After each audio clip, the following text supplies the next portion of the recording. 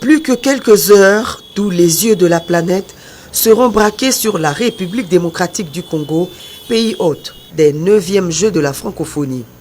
Un honneur mérité pour le pays de Lumumba qui ne jure que sur la parfaite réussite de cet événement grandiose.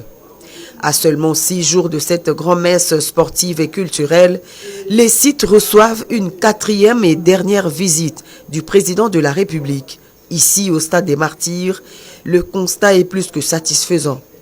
Tout est fin prêt pour recevoir les athlètes qui sont pour la plupart déjà sur place dans la capitale. Le site est officiellement remis au chef de l'État, maître d'ouvrage par le concessionnaire.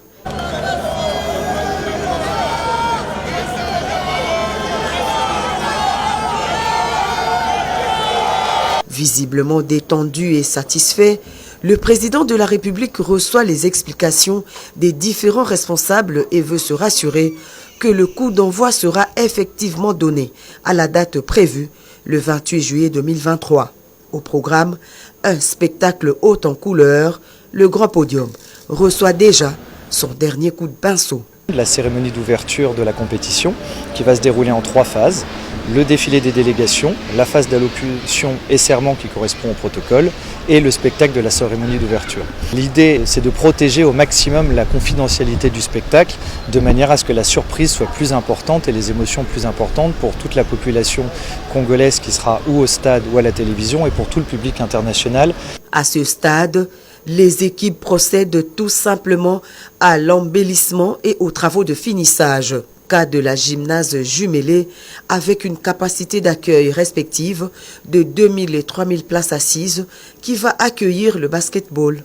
En bon sportif et du haut de sa taille imposante, le chef de l'État a fait quelques démonstrations sur le terrain de basket, une assurance que la RDC est prête pour accueillir les 9e Jeux de la francophonie.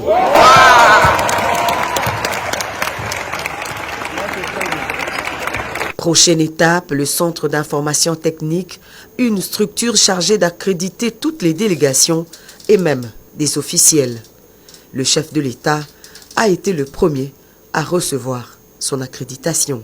Le terrain annexe est le principal situé à l'intérieur du grand stade des Martyrs et toutes les pistes d'athlétisme ont eux aussi reçu la visite du garant de la nation.